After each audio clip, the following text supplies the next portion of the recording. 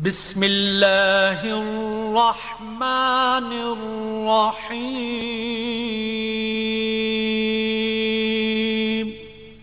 شروع اللہ کے نام سے جو بڑا مہربان نہایت رحم والا ہے۔ میں جو چیز سامنے رکھنا چاہتا ہوں وہ میں 5-7 منٹ میں 10 منٹ میں رکھ دیتا ہوں، اس کے بعد سب لوگ اپنی رائے دیں اور پھر ہم ایک نتیجے پہ پہنچیں گے انشاءاللہ۔ سب سے پہلے تو میں آپ کو کلیئر کروں کہ میں یہاں پہ ایک صحافی کی حیثیت سے آپ کو کچھ فیکٹس بتانا چاہتا ہوں۔ نمبر 1 یہ ہے کہ نارملی ایسا نہیں ہوتا جیسا پاکستان میں ہوا ہے۔ ہم لوگ صحافی اپنے آپ کو میکسیمم کوشش کرتے ہیں کہ کسی کنٹروورسی کے اندر نہ پھنسیں، لیکن اس مرتبہ زیادتی اتنی بڑی ہو رہی تھی کہ ہم لوگ یہ ساری چیزیں دیکھتے ہوئے خاموش نہیں رہ پا رہے تھے۔ ہمیں شروع کے اندر دھمکایا گیا اور دھمکانے والے لوگ پاکستان کے طاقتور ادارے کے اندر سے تھے۔ ان لوگوں نے دھمکایا، ان کے نام ہمیں پتہ ہیں۔ ہم 7 سے 8 لوگ ہیں جو ان دھمکیوں کا سامنا کرتے رہے ہیں، ایون گالیاں تک دی گئی ہیں کچھ لوگوں کو۔ میں پھر آپ کو کہہ رہا ہوں کہ 7-8 لوگوں کو گالیاں تک دی گئی ہیں، اور وہ لوگ موجود ہیں سارے کے سارے۔ ایک ہمارا دوست شہید ہو گیا صرف۔ یہ معاملہ شروع ہوتا ہے اس ادارے کے ایک حصے سے، وہاں سے پہلے دھمکیاں اور گالیاں دی جاتی ہیں اور ہمیں زبردستی اس لڑائی میں دھکیل دیا جاتا ہے اور ہمیں دیوار کے ساتھ لگا دیا جاتا ہے۔ تو ہم یہ کہہ رہے تھے کہ ہمیں بولنے کی اجازت دی جائے۔ ہمارا کسی پولیٹیکل پارٹی سے کوئی ایفیلیشن تو تھا نہیں، لیکن ہم یہ کہتے تھے کہ ہمیں صحیح اور غلط بتانے کی اجازت دی جائے، ہمیں اپنی رائے دینے کی اجازت ہونی چاہیے۔ ہم دوسرے پروگرام میں جا کے تجزیہ دیتے ہیں اور اپنے پروگرام میں لوگوں کی رائے لیتے ہیں، یہ ہمارا سادہ سادہ کام ہے۔ اس کے بعد ہمیں اسی ادارے کے ایک اور حصے سے دھمکیاں آنا شروع ہوئیں۔ نہ صرف ہمیں دھمکایا گیا بلکہ ہمیں بلا کر ملا گیا۔ ہم سب سے علیحدہ علیحدہ ملاقاتیں کی گئیں اور بہت ساری ملاقاتیں ہوئیں، اور جب ہمارے سوالوں کے جواب ہمیں نہیں ملے، ہم آپس میں سب لوگ بات کرتے رہے ہیں۔ ہم سب ان کے نام جانتے ہیں، ہمیں تاریخیں یاد ہیں، ہم سب جانتے ہیں کب کب کس کس نے ہمیں کیا کہا تھا، کس طرح دھمکایا تھا اور کیا کیا تھا۔ ہم سب لوگ بڑے عجیب و غریب حالات سے گزرے ہیں۔ صابر شاکر صاحب نے اس کو سب سے پہلے پریمپٹ کر لیا تھا، وہ پاکستان سے چلے گئے کیونکہ ان کو آئیڈیا تھا کہ آنے والے وقت میں اس رجیم چینج آپریشن کے بعد کیا ہونے والا ہے۔ صابر بھائی نے مشورہ بھی دیا تھا کہ یہ وقت عقل مندی سے کام کرنے کا ہے، آپ لوگ پاکستان میں نہ رکیں، لیکن کچھ لوگ اپنی مجبوریوں سے پاکستان میں رک گئے۔ ہم میں زیادہ لوگ ایسے نہیں ہیں جو سوشل میڈیا کے اوپر کام کرتے ہوں۔ میں اور صابر بھائی 2 ایسے لوگ تھے جو زیادہ سوشل میڈیا پر کام کرتے تھے۔ ہمیں اگر نوکری سے نکال بھی دیا جاتا تو ہم پاکستان سے باہر شفٹ ہو سکتے تھے۔ تو صابر بھائی کی تو نوکری چلی گئی، اے آر بھائی کی وہ پاکستان سے باہر شفٹ ہو گئے۔ اس کے بعد ان کے چینل کو دھمکایا گیا کہ اس کو تنخواہ بھی نہیں دینی۔ صابر بھائی کو یہ دھمکی بھی دی گئی کہ ہم آپ کو جہاز میں سے اٹھوا لیں گے، اور اس کے باوجود وہ پاکستان سے باہر جب چلے گئے تو انہوں نے اپنی جو حق بات ہے، جو ان کو ٹھیک لگتی تھی، وہ کہتے رہے۔ جو پاکستان میں لوگ موجود تھے ان سب کو کیا کیا دھمکیاں دی گئیں، کتنا ان کو ٹریپ کیا گیا، ایون ان کے کاروبار، ان کی فیملیز، ان کا تمام نظام اس کو ڈسٹرب کر دیا گیا۔ ایک ایک آفیسر کو ایک ایک بندے کے اوپر لگایا گیا، اس کے لیے زمین تنگ کر دی گئی۔ کسی کے گھر ڈرونز آ رہے ہیں، کہیں پہ میرے تو گھر کی بیک سائڈ پہ لا کر انہوں نے بندہ مار دیا ایک رات کو، ایکسٹریم قسم کی حرکت کی۔ یہ سارے ظلم ہوتے رہے ہمارے اوپر، لیکن ہم یہ سوچتے رہے ہمیشہ کہ ایک وقت آئے گا کہ یہ ایک ٹیکٹسز ہیں، بس ٹھیک ہے، یہ ہمیں پریشان کر رہے ہیں، ایف آئی آر دے رہے ہیں، یہ معاملہ ختم ہو جائے گا۔ ہمارے لیے یہ لڑائی اتنی رہ گئی کہ جب یہ رجیم چینج آپریشن ریورس ہو جائے گا اور جب پاکستان کی اسٹیبلشمنٹ میں ایک بڑی تعیناتی کے بعد تبدیلی آئے گی، تو ہمارا بھی یہ ہوگا کہ چلیں ٹھیک ہے، جن لوگوں نے کیا وہ بھی چلے گئے اور ہم لوگوں نے جو کیا وہ بھی ٹھیک ہو گیا، معاملہ چلو معاملہ کسی طرح ریزالو کی طرف جا رہا ہے۔ ہمیں لگتا تھا، ہم ایسے سوچنا شروع ہو گئے تھے چیزوں کو۔ میری ارشد بھائی سے بات ہوئی تو وہ بھی چاہتے تھے چیزیں حل ہو جائیں۔ ان کا بھی مقصد یہ تھا کہ پاکستان کو نقصان نہ ہو اور پاکستانیوں کے ساتھ جو دھوکہ کیا گیا ہے اس دھوکے کا ازالہ ہو جائے۔ ہم کسی لڑائی کو اینڈ تک مکمل لڑنا نہیں چاہتے تھے، ہم نے اس کو کوئی عزت بیزتی کا یا لڑائی کی کوئی وجہ نہیں بنایا ہوا تھا اس ساری صورتحال کو۔ صابر شاکر صاحب کو بھی پتا تھا کہ جب کبھی رجیم چینج کرنے والوں کا طاقت میں کمی ہوگی یا وہاں پہ تعیناتیاں تبدیل ہوں گی تو ہم بھی پاکستان آ جائیں گے اور پھر نئے لوگ اپنی غلطی کا ادراک کریں گے اور پاکستان آگے بڑھ جائے گا. لیکن اس سارے آگے بڑھنے میں ہم نے اپنا ایک آدمی کھو دیا. اب ہمیں بہت تکلیف ہوتی ہے. میں سیریسلی آپ کو بتا رہا ہوں, میرا صرف 8-9 مہینے کا تعلق ہے ارشد شریف سے, اس سے زیادہ نہیں ہے. اس 8-9 مہینے کے اندر پتہ نہیں اس آدمی نے کیا کیا, مجھے روز تکلیف ہوتی ہے. میں اپنی زندگی میں مجھے نہیں یاد کہ میں کبھی رویا ہوں, یعنی جب سے میں نے ہوش سنبھالا ہے. اب مجھے بڑا معیوب لگتا ہے, لیکن اس واقعے نے مجھے بیچ میں رلا بھی دیا ایک دفعہ, مجھے اتنی تکلیف ہوئی ہے. تو ارشد شریف بھائی نے اس لڑائی کو ایک اور لیول پہ لے گئے, وہ اپنی قربانی دینے کے بعد. ہم یہ سارا کچھ بھولنے کو تیار تھے, لیکن ہمارا ایک آدمی شہید ہو گیا ہے, ہمارا خون بہ گیا ہے. اب ہمیں انصاف چاہیے. ہم انصاف مانگنے کی کوشش کر رہے ہیں, بڑے عرصے سے انصاف مانگنے کی کوشش کر رہے ہیں. جس دن اس کا جنازہ تھا اس سے پہلے تمام صحافیوں کو بلا کر ایک پریس کانفرنس کی گئی, اور اس دن بھی اس کے موقف کو غلط ثابت کرنے کی کوشش کی گئی. دس از ناٹ فیئر. اس کی لاش کا مذاق اڑایا گیا, ہم اس کو کبھی نہیں بھولیں گے. ٹارچر کے بھیانک تجزیے پیش کیے گئے, ہمیں اتنی تکلیف دی, میں 2 دن جاگتا رہا ہوں. جس کو میں فون کرتا تھا, میرے دوست وہ رو رہے ہوتے تھے کہ یار اتنا ٹارچر کیا ارشد شریف پہ. میری ان سے وہ بہت زیادہ بات نہیں ہوتی تھی, لیکن دل کے بہت قریب تھا. جب میں گرفتار تھا, یہاں پہ جویریہ بھابی موجود ہیں, ان سے پوچھیے گا, ارشد بھائی نے ٹک ٹاک بنانا سیکھا صرف اس لیے کہ عمران ریاض گرفتار ہے, میں ویڈیوز بنا کر اس پہ ڈالوں گا. وہ آدمی ساری ساری رات جاگتا تھا. میں صرف ایک ہی چیز مجھے آرام نہیں کرنے دے رہی اس وقت سے, میں یہی سوچتا جا رہا ہوں کہ اگر میں مر جاتا اس لڑائی میں تو ارشد شریف کیا کرتا. وہ تو کبھی چین سے نہیں بیٹھتا. ارشد بھائی کبھی چین سے نہیں بیٹھتا. یہ چیز مجھے سکون نہیں لینے دے رہی.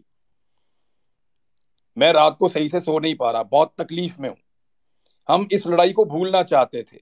ہمیں لگتا تھا کہ 8-10 مہینے میں, 15 مہینے میں برے دن ٹل جائیں گے, اچھے دن آ جائیں گے, رجیم چینج آپریشن ریورس ہو جائے گا, ہم بھی سرخرو ہو جائیں گے, اور آئندہ پاکستان میں اس طرح کے تجربات کرنے سے پہلے یہ لوگ 10 مرتبہ سوچیں گے. ہمیں تو اس لڑائی کا اختتام یہ لگتا تھا, کوئی ذاتی پرسنل چیزیں نہیں تھی, لیکن ہمارا بھائی مار دیا ہے. اب یہ ایسے اتنے آرام سے ختم ہوگا نہیں. اب یا تو ہمیں بھی مارو یا پھر ہمیں انصاف دو. انصاف کے لیے ہم عدالتوں کے دروازے کھٹکھٹا رہے ہیں. ہم نے اس عدالت کا دروازہ کھٹکھٹایا ہے جس کا دروازہ ارشد بھائی نے اپنی زندگی میں کھٹکھٹایا تھا. اس کو بھی یقین تھا اس کو انصاف ملے گا تو عدالت سے ملے گا. ہمیں جسٹس اطہر من اللہ صاحب نے اسلام آباد میں پروٹیکشن دی تھی کہ گرفتار نہیں کیا جائے گا. مجھے جب ضمانت ملی تو عدلیہ سے ملی تھی کہ اس کے اوپر جھوٹے مقدمے, اس کو رہا کیا جائے. الٹیمیٹلی آپ کو ریلیف عدلیہ سے ملتا ہے, لیکن پاکستان میں عدلیہ کی جو صورتحال ہے وہ آپ کے سامنے ہے. یہاں بہت زیادہ دباؤ ہے اداروں کے اوپر. اسپیشلی پاکستان کی عدلیہ کو ہمیشہ دباؤ میں لینے کی کوشش کی جاتی رہی ہے, اور ہمیں ایسا لگتا ہے کہ ارشد بھائی کا خون جو ہے وہ کمپرومائز ہو رہا ہے. یہ اتنا بڑا واقعہ ہے جس نے دنیا کے میڈیا کو ہلا کر رکھ دیا ہے. یہ اتنا بڑا واقعہ ہے جس نے ہمیں پورے پاکستان کو تکلیف دی ہے. یہ اتنا بڑا واقعہ ہے کہ کینیا کے اخبارات کے فرنٹ پیجز کے اوپر یہ چھپ رہا ہے, اور ہمارے یہاں پہ ایک سرخی سے زیادہ یا ایک کالم سے زیادہ ہمارے طاقتور لوگ یہاں پہ لگنے نہیں دے رہے. اس کو کبھی حادثے کا رخ دیا گیا, کبھی کچھ کہا گیا, کبھی کچھ کہا گیا, اور بار بار اس کے اوپر موقف بدلا گیا. حقائق کو تبدیل کرنے کی کوشش کی جا رہی ہے, کیس کا رخ بدلنے کی کوشش کی جا رہی ہے.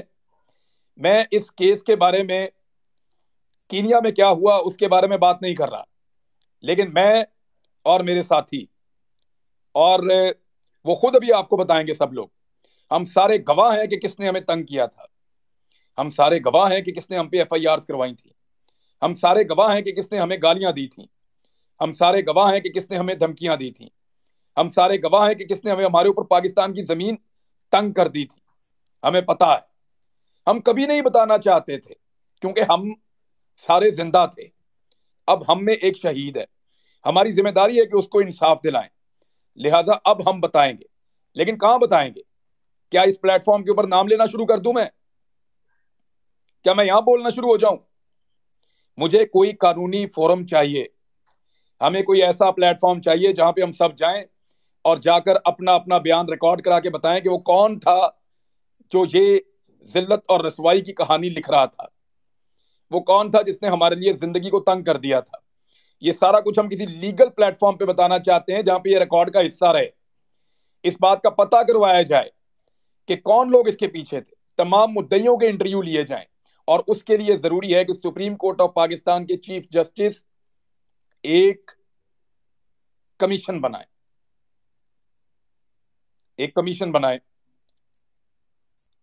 اپنے سرونگ ججز کی زیر نگرانی جو کام کرے, اور تمام لوگ اس کے اندر اپنے سٹیٹمنٹس جا کر جمع کروائیں.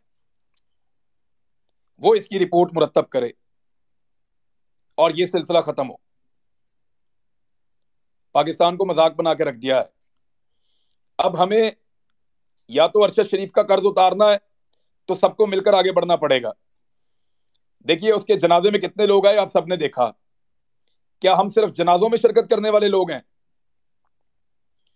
کیا ہم کسی کو انصاف نہیں دلا سکتے؟ یا اگر کوئی زندہ شخص ہے اور وہ انصاف مانگ رہا ہے تو اس کو انصاف نہیں ملے گا؟ وہ چیختا چلاتا اس دنیا سے چلا گیا. چیف جسٹس کو اس نے لیٹر لکھا, سب کو بتا رہا تھا, ٹی وی پہ کہہ رہا تھا, جنگل میں پڑا ہوا تھا 2.5 مہینے سے, ایک ہی قمیض کے اندر وہ ویلاگز کر رہا تھا. اس نے خود بولا اپنے منہ سے. تو کیا جنازوں میں شرکت کرنی ہے؟ کل ایک کا جنازہ پڑھ دیا, آج دوسرے کا پڑھ لینا, پھر تیسرے کا پڑھ لینا, اور ایک ایک کر کے سارے مارے جائیں گے. جو بھی سچ بولے گا مارا جائے گا, جو آئینہ دکھائے گا, سوال پوچھے گا, مارا جائے گا. یہاں پہ اس سلسلے کو آپ سب روک سکتے ہیں. مجھے آپ سے یہ کہنا ہے کہ میرے پاس ایک طریقہ ہے آئین اور قانون کے مطابق, اور وہ طریقہ ہمیں ارشد شریف نے بتایا ہے کہ قانون کے مطابق انصاف مانگو. خط لکھو, چیف جسٹس آف پاکستان کو خط لکھو. میں نے آج چیف جسٹس آف پاکستان کو خط لکھا ہے, میں نے جا کر اس کو لیٹر باکس میں ڈالا ہے. لکھو چیف جسٹس آف پاکستان کو خط, اپنا آئینی اور قانونی حق استعمال کرو. اتنے خط لکھو کہ ورلڈ ریکارڈ بنا دو. پورا پاکستان خط لکھے, اوورسیز پاکستانی خط لکھیں. لاکھوں خط پہنچنے چاہیے سپریم کورٹ آف پاکستان میں روزانہ.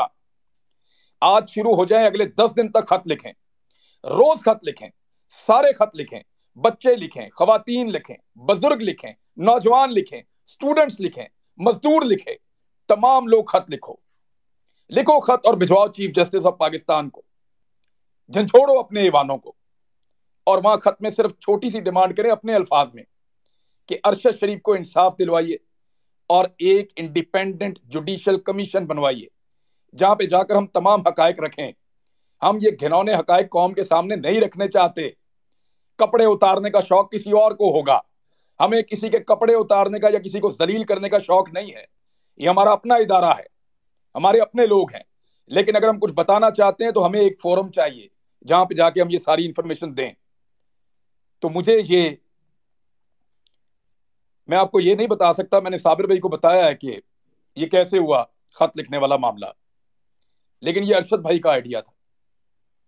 آپ سب لوگ خط لکھیں, 5 لائنیں لکھیں, 2 لائنیں لکھیں, 4 لائنیں لکھیں, 4 صفحے لکھیں, تفصیل لکھیں, اور ارشد شریف کے لیے چیف جسٹس آف پاکستان سے انصاف مانگیں. لکھنا کیا ہے, صرف to the chief justice of Pakistan Urdu میں لکھیں یا انگلش میں لکھیں. اپنی ریکویسٹ کریں, لفافے میں ڈالیں, ٹکٹ لگوائیں, اور لیٹر باکس میں ڈالتے ہوئے اپنی 10 سیکنڈ کی ویڈیو بنا لیں. جب آپ اس کو لیٹر باکس میں ڈال رہے ہوں تو اپنی 10 سیکنڈ کی ویڈیو بنا کر یہیں پہ ابھی ہم لوگ طے کر لیں گے, بہت سارے ایکسپرٹ موجود ہیں, کہ اس کا کوئی ہیش ٹیگ بنا لیں یا کوئی اس کی کمپین لانچ کر دیں. جو شخص بھی لیٹر ڈالے چیف جسٹس آف پاکستان کو انصاف کے لیے, وہ ایک جملہ وہاں بول دے کھڑا ہو کے لیٹر ڈال کے کہ ارشد شریف کو انصاف دیجیے, اور 10 سیکنڈ یا 5 سیکنڈ کی وہ ویڈیو سوشل میڈیا پہ اس ہیش ٹیگ کے ساتھ ڈال دیں. ہم چاہتے ہیں کہ اتنے خط لکھو کہ ورلڈ ریکارڈ بن جائے. مانگو انصاف تب تک جب تک ملتا نہیں ہے، اور یہ آئینی اور قانونی رستہ ہے. آپ سب لکھیے چیف جسٹس آف پاکستان کو خط، سب لکھیے، 10 دن تک خط لکھیے. اس کے بعد کیا کرنا ہے اللہ اور رستہ دکھائے گا انشاءاللہ.